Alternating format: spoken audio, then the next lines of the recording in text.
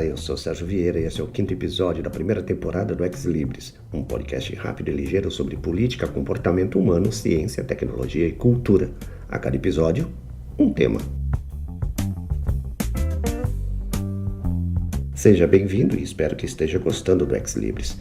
Aguardo comentários e sugestões, afinal, eu preciso saber se estou no caminho certo. Para tanto, basta dar um pulo lá no idigitais.com.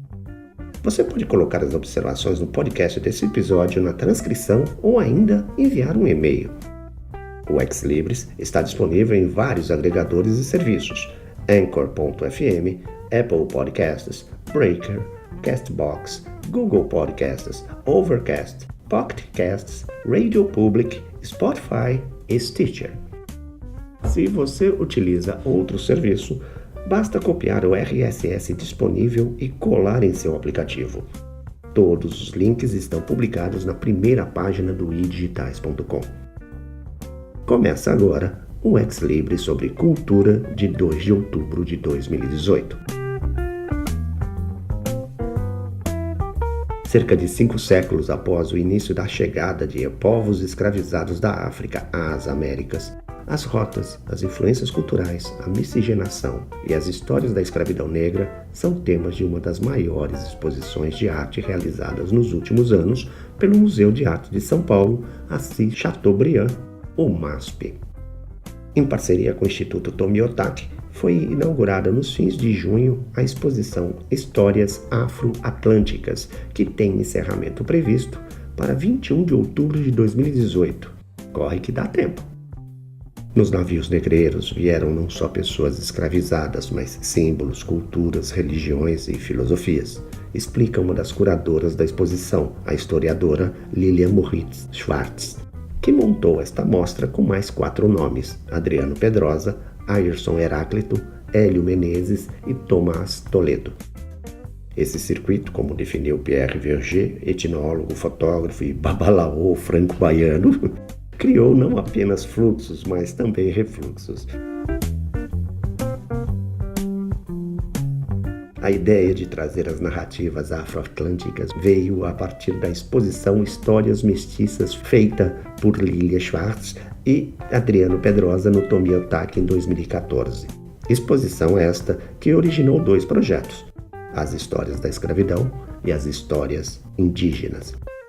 A ampliação da discussão para narrativas afro-atlânticas veio após a realização de um seminário sobre o tema em 2016.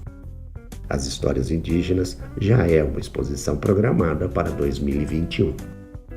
No museu, o ano de 2018 está sendo dedicado integralmente às narrativas afro-atlânticas, desde as exposições individuais, como de Maria Auxiliadora, encerrada em junho, e a de Rubem Valentim, até palestras, eventos culturais e sessões de cinema.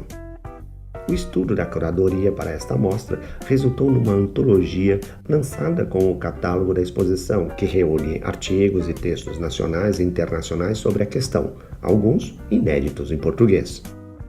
Para contar as histórias que envolvem 3 continentes, o MASP e o Tomi-Otaki contaram com importantes empréstimos de grandes coleções particulares e instituições, como a National Portrait Gallery de Londres, a Galeria degli Uffizi de Florença e o Metropolitan de Nova York. Apesar de não ter sido pensada com esse propósito, a mostra ocorre nos 130 anos da abolição da escravidão no Brasil, uma data tardia que precisa ser politizada e que até agora, desculpe o trocadilho equivocado, passou em branco. A exposição não segue um ordenamento cronológico ou geográfico, sendo dividida em 8 núcleos temáticos que abrangem diferentes tempos, territórios e suportes, nas 2 instituições que coorganizam o projeto. No MASP, há 4 núcleos no primeiro andar: mapas e margens, o segundo, cotidianos, ritos e ritmos e, por fim, retratos.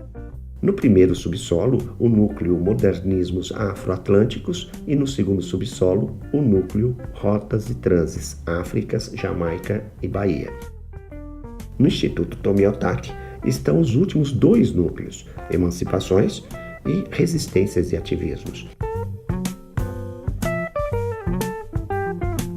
Os núcleos discutem a questão negra com uma mistura de obras históricas e contemporâneas. No núcleo Emancipações, do Tomiotaki, as imagens clássicas do francês Debré e do alemão Rugendas são confrontadas com os equipamentos de tortura, prova de que os povos africanos nunca aceitaram a escravidão pacificamente. É bom lembrar que desde o início da escravidão no Brasil se tem registro de quilombos. No núcleo Retratos, lá no MASP, em oposição ao que é visto em museus ocidentais e europeus, o negro é colocado como protagonista. A dificuldade é a falta de registros históricos não só de artistas negros, como de retratações dignificantes de pessoas negras.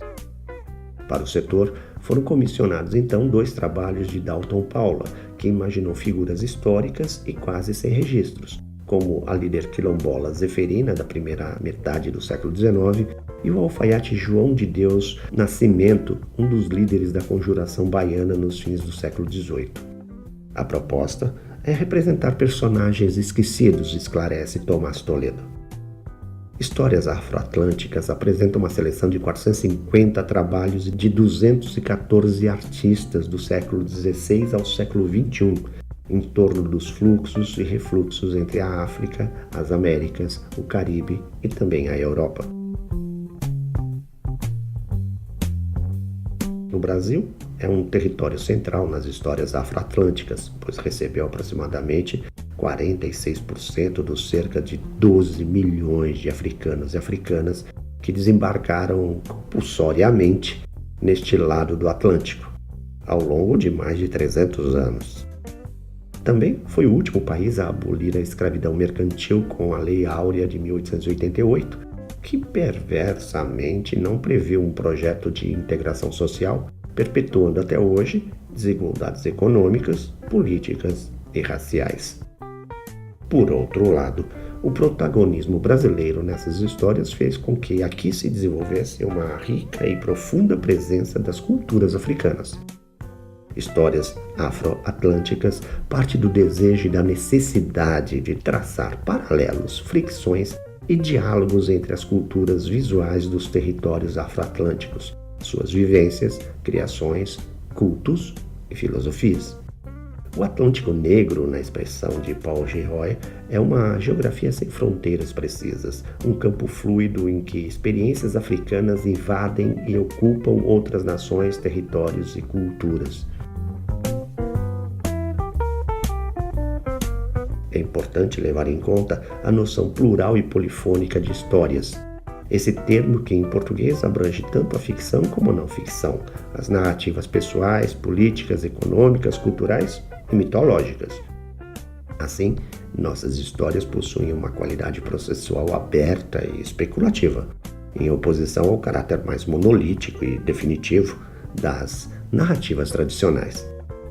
Neste sentido, a exposição não se propõe a esgotar um assunto tão extenso e complexo, mas, antes, a incitar novos debates e questionamentos para que as histórias afroatlânticas sejam reconsideradas, revistas e reescritas.